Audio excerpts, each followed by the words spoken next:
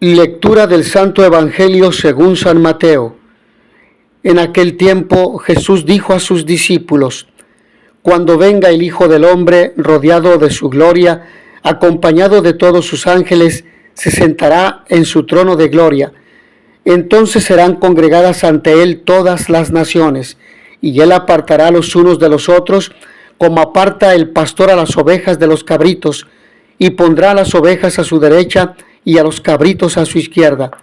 Entonces dirá el rey a los de su derecha: Vengan, benditos de mi Padre, tomen posesión del reino preparado para ustedes desde la creación del mundo, porque estuve hambriento y me dieron de comer, sediento y me dieron de beber, era forastero y me hospedaron, estuve desnudo y me vistieron, enfermo y me visitaron, encarcelado y fueron a verme. Los justos le contestarán entonces: Señor, ¿cuándo te vimos hambriento y te dimos de comer, sediento y te dimos de beber? ¿Cuándo te vimos de forastero y te hospedamos, o desnudo y te vestimos? ¿Cuándo te vimos enfermo o encarcelado y te fuimos a ver? Y el rey les dirá: Yo les aseguro que cuando lo hicieron con el más insignificante de mis hermanos, conmigo lo hicieron. Entonces dirá también a los de su izquierda: Apártense de mí, malditos, vayan al fuego eterno, preparado para el diablo y sus ángeles, porque estuve hambriento y no me dieron de comer, sediento y no me dieron de beber, era forastero y no me hospedaron, estuve desnudo y no me vistieron, enfermo y encarcelado y no me visitaron. Entonces ellos le responderán: Señor, ¿cuándo te vimos hambriento o sediento, de forastero o desnudo, enfermo o encarcelado, y no te asistimos? Y él les replicará: Yo les aseguro que cuando no lo hicieron con uno de aquellos más insignificantes, tampoco lo hicieron conmigo. Entonces irán estos al castigo eterno y los justos a la vida eterna. Palabra del Señor. Cuando lo hicieron con el más insignificante de mis hermanos, conmigo lo hicieron. El discurso escatológico en el Evangelio de San Mateo se concluye con la imponente descripción del juicio universal, la así llamada parábola escatológica. En este ineludible dictamen final, los hombres serán juzgados de acuerdo a la ley de Dios y principalmente de acuerdo al gran mandamiento del amor. El ayuno cuaresmal al que estamos todos invitados durante este tiempo de gracia ha de ser una denuncia profética de las iniquidades que nacen del egoísmo. Este ayuno ha de expresar la inaplazable solidaridad para con los prójimos, privilegiando a los más pobres y necesitados, a los descartados de este mundo, como dice el Papa Francisco. El Evangelio nos sitúa en que no podemos ni debemos olvidar nuestro compromiso práctico con los más necesitados, porque el amor a Dios, demostrado en el amor hacia los demás, es el mayor signo que permite reconocer la irrupción de la soberanía de Dios en este mundo y en nuestra historia. Y es que Jesús en el Evangelio de hoy nos muestra que ningún sufrimiento nos puede ser ajeno. Lo contrario al amor no es tanto el odio, más bien es el rechazo.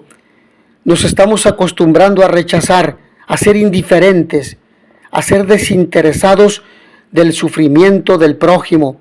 Y por ello, utilizando la terminología del Evangelio de hoy, no damos de comer ni de beber, no hospedamos ni vestimos, no visitamos en situaciones de encarcelamiento porque no los conocemos, porque nos caen mal, porque nos criticaron o nos hicieron daño, y por ello no ayudamos al prójimo justificados en esa en esa equívoca respuesta. Todas estas actitudes de rechazo impiden que respondamos de una forma evangélica a las exigencias de la justicia. Como consecuencia de este rechazo, los más desfavorecidos siempre quedan relegados, y Jesús en el Evangelio de hoy es radical en este asunto. Lo importante es ayudar a quien lo necesite, lo conozcas o no. Sea tu enemigo o tu amigo, ayúdalo. El amor al prójimo es verdadero cuando conmueve el corazón e impulsa nuestras piernas a ir al otro, cuando nos despierta del letargo de la indiferencia y nos sacude para actuar de forma favorable hacia el otro, buscando mejorar la calidad de su vida. Pero este planteamiento nos puede situar en niveles o grados. Es decir, reitero esta idea, este planteamiento no nos puede situar en niveles o grados. No lo conozco, no me cae bien, no es mi amigo, no es de mi religión, no vive por mi barrio, no es de mi grupo parroquial, sino en una común unión íntima en el sufrimiento en plano de igualdad con todos los hombres y mujeres. Se trata en definitiva de una profunda empatía que implica el compromiso con el dolor y sufrimiento del prójimo, y no en menor medida de una actitud compasiva que ennoblece al ser humano, haciéndolo capaz de realizar una especie de milagro, el milagro del amor. Jesús en el Evangelio de hoy nos ha presentado un juicio, pero no pensemos mal ni en términos de miedo y condena inquisitoria. Solo nos está indicando que quienes se acercan y socorren a los hambrientos y sedientos, a los desnudos, a los migrantes y encarcelados, a los enfermos, se están acercando y socorriendo al Dios que se nos manifiesta en Jesucristo. Por ello, solo nos queda responder una pregunta: ¿qué será de nosotros? O dicho de otra forma, ¿qué nos ocurrirá si nos olvidamos de los pobres? Dios nos llama a echarle la mano, a tener una actitud de solidaridad, no solamente con los que tienen nuestros mismos lazos sanguíneos. No lo conozco, no sé quién es, no es de mi familia. Dios nos llama a rebasar esas fronteras de la sangre, a estar en el plano de la fe, de los valores del reino de Dios. Cada vez que lo hicieron con uno de estos, mis humildes hermanos, conmigo lo hicieron. Esta página casi final del Evangelio de Mateo es sorprendente. Jesús mismo pone en labios de los protagonistas de su parábola, tanto buenos como malos, unas palabras de extrañeza. ¿Cuándo te vimos enfermo y fuimos a verte? ¿Cuándo te vimos con hambre y no te asistimos? Resulta que Cristo estaba durante todo el tiempo en la persona de nuestros hermanos, el mismo Jesús que en el día final, será el pastor que divide a las ovejas de las cabras y el juez que evalúa nuestra actuación, nuestra conducta en torno al amor humano, al amor con el prójimo. Para la caridad que debemos tener hacia el prójimo, Jesús da este motivo. Él mismo se identifica con las personas que encontramos en nuestro camino. Hacemos o dejamos de hacer con Él lo que hacemos o dejamos de hacer con los que nos rodean. Es una de las páginas más incómodas de todo el Evangelio, una página que se entiende demasiado y nosotros ya no podremos poner cara de extrañados o aducir que no lo sabíamos. Por ello, ya nos lo ha avisado Él.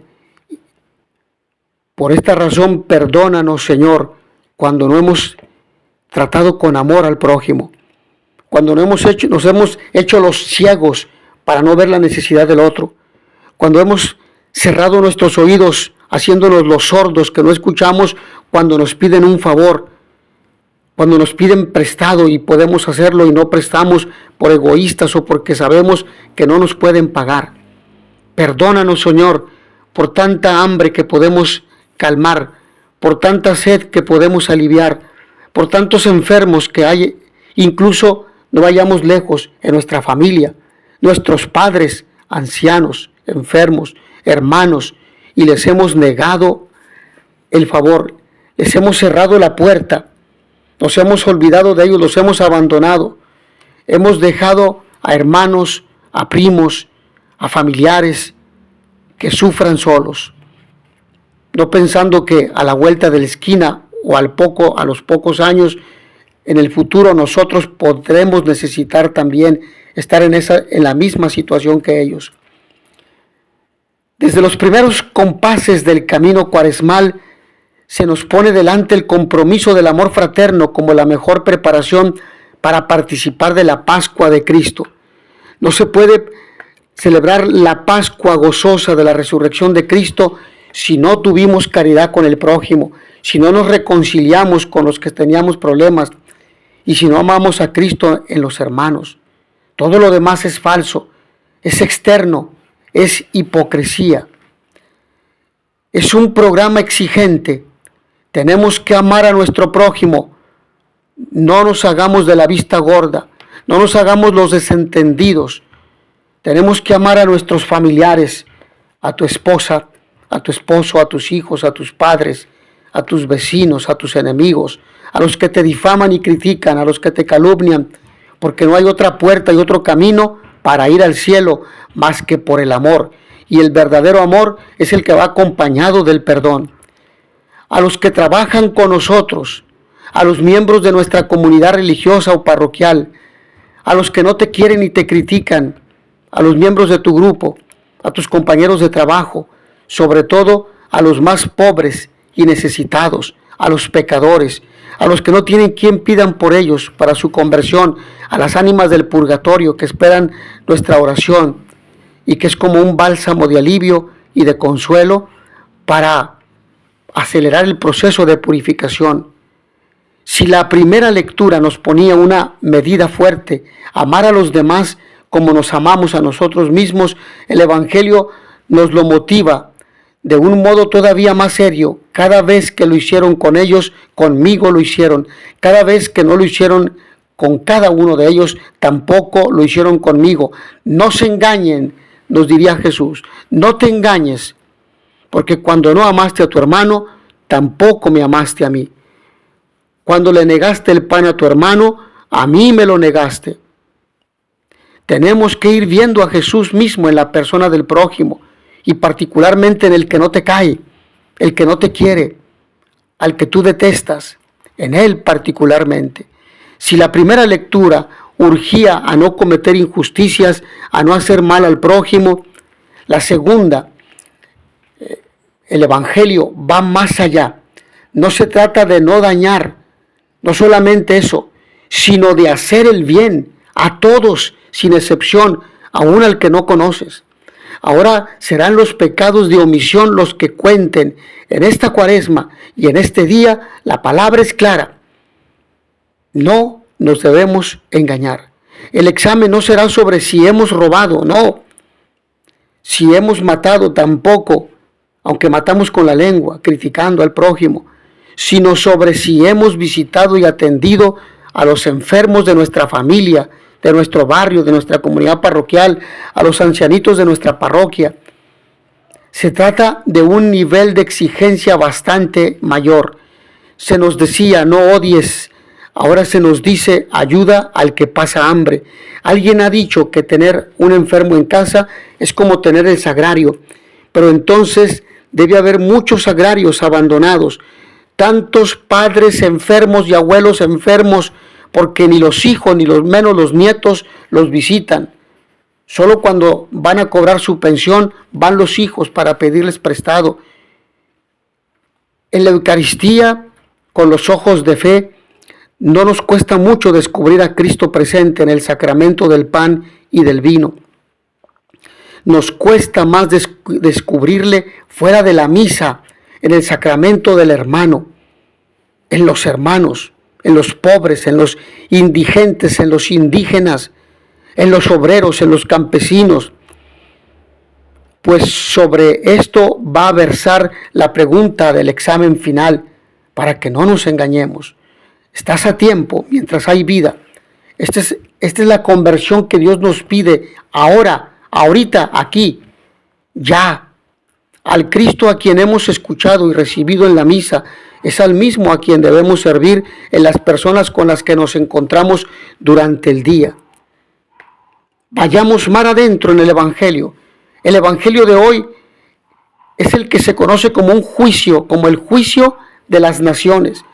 Está en conexión con la primera lectura en razón del papel de las ovejas y del futuro que les espera. Si eres político y me escuchas, no basta que detengas guerras, que detengas cuestiones morales. Si no integras en un proyecto político a los pobres, no te salvarás. Si no integras la dimensión moral, ética de tu pueblo, de tus niños, de tus jóvenes, no te salvarás. Si no integras a los hermanos de tus países vecinos porque los estás invadiendo y quieres imponerles castigos severos económicos que afectarán a las familias de tantas personas, no te salvarás. Ahora, aquel pastor pasa a ser rey de las naciones, del universo entero, el buen pastor que está junto a sus ovejas, que camina con ellas, que no dirige discursos políticos bonitos, demagógicos o populistas, que no se detiene a abrazar a la gente más pobre, sino que respeta la vida desde su concepción hasta su muerte natural, que no desvirtúa la sexualidad y el sexo, que no inventa cosas contrarias a la biología, que respeta la biología y la ley natural. El Hijo del Hombre juzga como los reyes en su trono de gloria, pero en realidad es un elemento no decisivo, ya que el reinado de Dios, clave del mensaje de Jesús, no expresa monarquía de servilismo, de aplastamiento de los derechos humanos, ni sistema político determinado aún en lo parlamentario, con dimensiones desastrosas para la sociedad como el comunismo o el capitalismo liberal que atropella y empobrece la dignidad de las personas y empobrece a tantas personas y familias, sino que aquí es un planteamiento ético universal.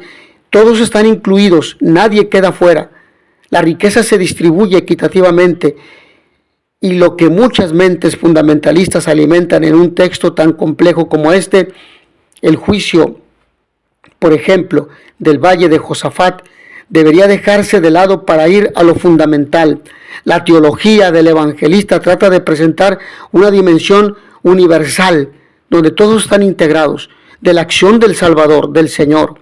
Todo el mundo, toda la historia, pues, está bajo la acción salvadora y redentora del Señor.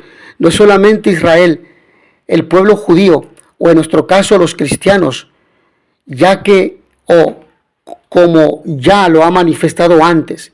El relato tiene una serie de acciones y símbolos que hacen pensar: derecha, izquierda, ovejas, cabras, hermanos pequeños, benditos de mi Padre, dar de beber, conmigo lo hicieron. Así ha nacido una interpretación de carácter fraterno, de carácter solidario, del evangelio, del amor, de la entrega, de solidaridad, que no presume o abusa de elementos religiosos en muchos casos.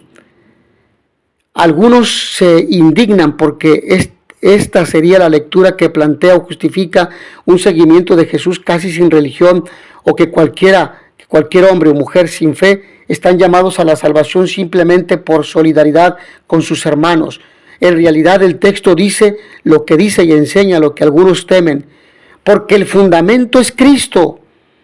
Sin Cristo no hay auténtico amor ni caridad al prójimo, al hermano, porque el amor que no ha sido amado se nos ha dado en la cruz y quiere que nosotros vivamos y practicamos este amor hasta sus últimas consecuencias, aún las de la cruz. Esto en la teología de la cruz. En realidad el texto entonces nos está diciendo que habrá que ir a esta esencia, a la médula de la que habla Pablo. Hasta allá llega la espada, es decir, la palabra de la verdad y de la vida. Es un texto sin duda que viene de Jesús, aunque la elaboración matiana no deja lugar a dudas. Pero Mateo no ha podido ocultar la radicalidad contracultural con la que Jesús pudo expresarse en su momento. Finalmente, me quisiera despedir con el texto, la reflexión en torno a la primera lectura. Juzga con justicia a tu conciudadano.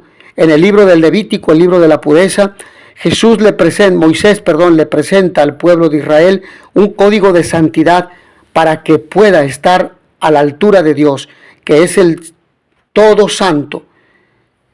Hay mandamientos que se refieren a Dios, no jurar en falso, pero sobre todo se insiste en la caridad y la justicia con los demás. La enumeración es larga y afecta a aspectos de la vida que siguen teniendo vigencia también hoy.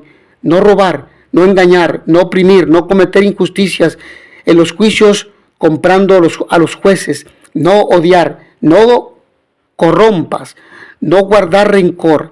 Hay dos detalles concretos muy significativos: no maldecir al sordo aprovechando que no puede oír, y no poner tropiezos ante el ciego que no puede ver. La consigna final es bien positiva: amarás a tu prójimo como a ti mismo. Todo ello tiene una motivación: yo soy el Señor. Dios es Dios. Dios quiere que seamos santos como Él, que le honremos más con las obras que con los cantos y las palabras. El Salmo responsorial nos hace profundizar en esta clave: tus palabras, Señor, son espíritu y vida.